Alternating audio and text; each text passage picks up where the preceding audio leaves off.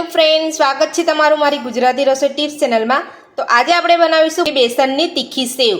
તો ચાલો આપણે શરૂ કરીએ। તો બેસનની તીખી સેવ બનાવવા માટે આપણે અહીંયા 2 વાટકી આપણે અહીંયા બેસન લીધું છે। તો સૌથી પહેલા આપણે બેસનને એક વાસણમાં ચાળી લઈશું। આપણે એક વાસણ લીધું છે, એની અંદર આપણે બેસનને ચાળી લઈશું।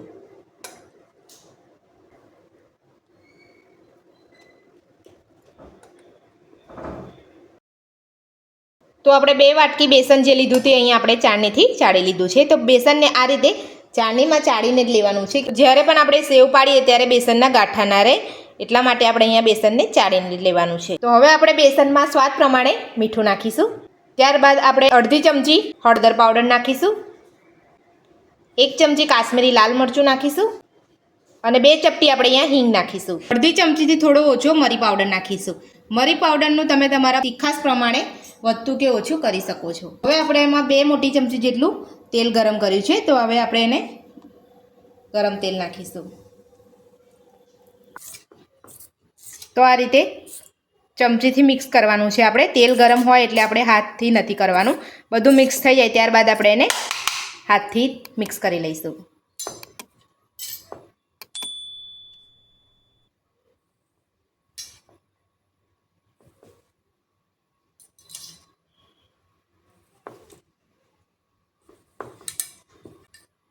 બધું જ આ રીતે સરસ મિક્સ કરી લેવાનું છે આપણે। આપણે અહીંયા બધું જ મિક્સ કરી લીધા છે મસાલા અને તેલ સાથે। તો હવે આપણે એમાં થોડું થોડું પાણી ઉમેરતા જઈને લોટ બાંધી લઈશું। તો આપણે અહીંયા સામટું પાણી નથી ઉમેરવાનું, થોડું થોડું પાણી ઉમેરતા જઈને લોટ બાંધવાનો છે। લોટને આપણે અહીંયા ઢીલો રાખવાનો છે, કઠણ લોટ નથી રાખવાનો। આપણે ઢીલો લોટ રાખીશું તો જ આપણી સેવ સરસ પડશે।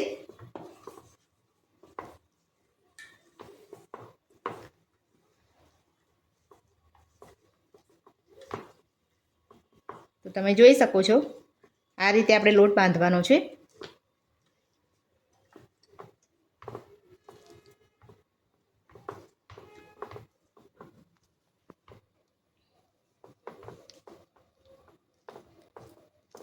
એકથી 2 મિનિટ જેટલું આપણે એને આ રીતે બાંધતા જવાનું છે।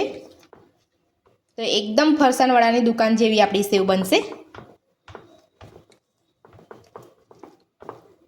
તો તમે જોઈ શકો છો પહેલાં કરતાં કલર અહીંયા બદલાઈ ગયો છે।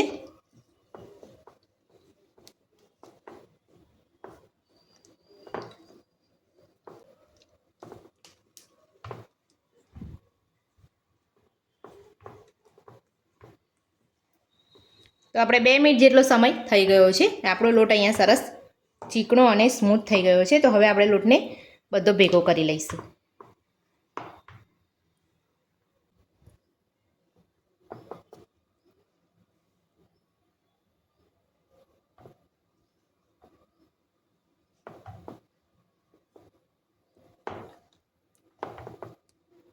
તો હવે આપણે અહીંયા આંગળીઓ પર સહેજ તેલ નાખીશું અને આપણે અહીંયા બધો જ લોટ આપણે આ રીતે અહીંયા ભેગો કરી લઈશું।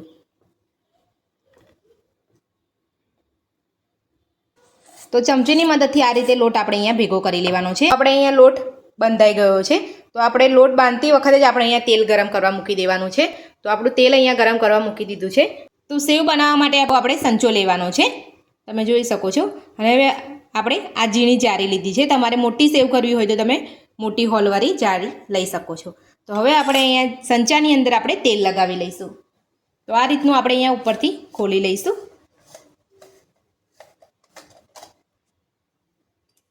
તો સંચાની અંદર આપણે આ રીતે પીંછીની મદદથી તેલ લગાવી લઈશું। તમારી પાસે પીંછી ના હોય તો તમે આંગળીની મદદથી પણ લગાવી શકો છો। તો આપણે જે જારી લીધી હતી એની પર પણ આપણે અહીંયા તેલ લગાવી લઈશું અને અહીંયા ફિટ કરી લઈશું। આ રીતે આપણે બંધ કરી લઈશું।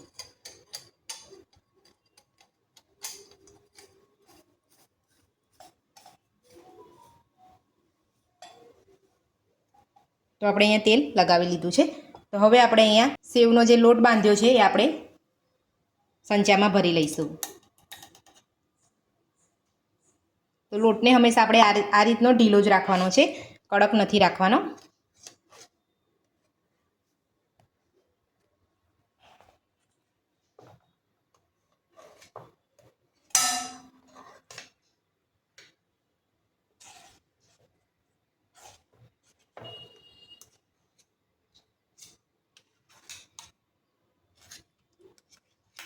તો આપણે અહીંયા પણ સહેજ તેલ લગાવી લઈશું.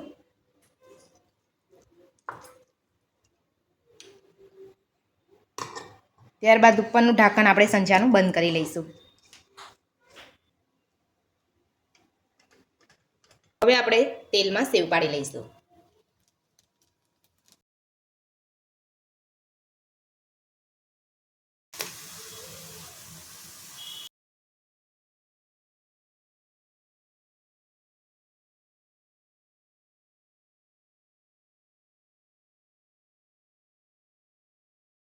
તો સેવને આપણે અહીંયા થોડી તળાવવા દેવાની છે. ત્યારબાદ જ આપણે એને પલટાવવાની છે. પલટાવવાની ઉતાવળ આપણે અહીંયા નથી કરવાની.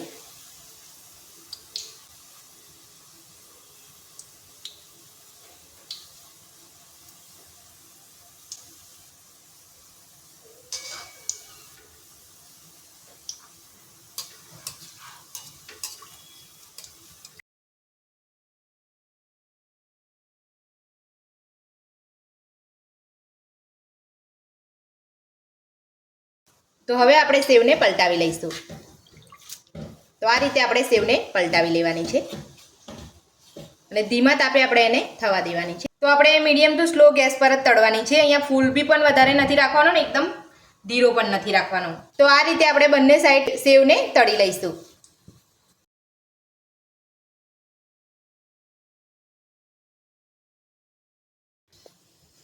તો આપણી સેવ અહીંયા તળાઈ ગઈ છે. તો હવે આપણે સેવને કાઢી લઈશું.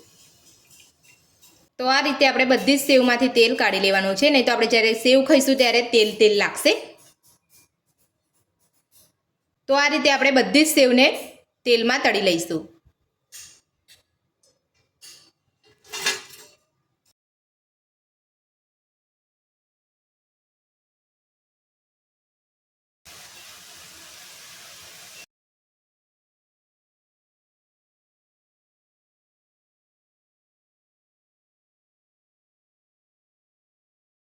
તો તમે જોઈ શકો છો બીજી પણ સેવ આપણે સંચાથી તેલમાં પાડી અને એ જ રીતે આપણે તળી લીધી છે.